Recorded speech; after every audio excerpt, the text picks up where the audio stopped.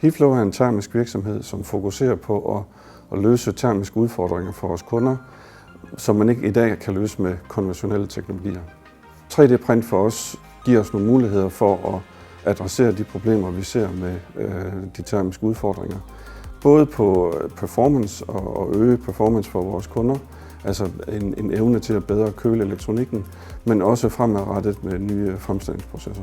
I det her projekt har vi kigget på en server-applikation. For rigtig mange af vores kunder vil vi gerne genanvende den spildvarme, man får ud af elektronikken. Og det her projekt, det er simpelthen at hente varme ud af en server og putte over på fjernvarmenettet. Det er et velkendt produkt, så derfor kunne vi benchmark designet ret hurtigt op imod, hvad vi kender.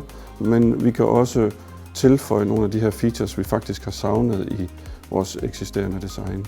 Og på ekstremt kort tid og ekstremt få ressourcer i forhold til, hvad vi har puttet i det andet, jamen der har vi faktisk lykkes med at lave noget, der modsvarer det, vi har brugt rigtig lang tid på at udvikle, plus nogle ekstra features, som vi har savnet.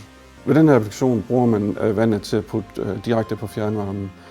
Ved at designe det i 3D-print og øge effektiviteten på vores køleløsning, jamen så har man en kæmpe energimæssig fordel ud af det. Og det gør så, at det totale regnskab i at for vores produkter og for vores kunder, jamen det er mere effektivitet og en stor miljøgevinst. Ved 3D-print har vi opnået mange gevinster, og vi har fået en bedre forståelse for, hvad der kan lade sig gøre. Så det her, for os er det kun det første skridt på en lang rejse, og det åbner op for nogle nye projekter, det åbner op for en ny fremtid for vores virksomhed.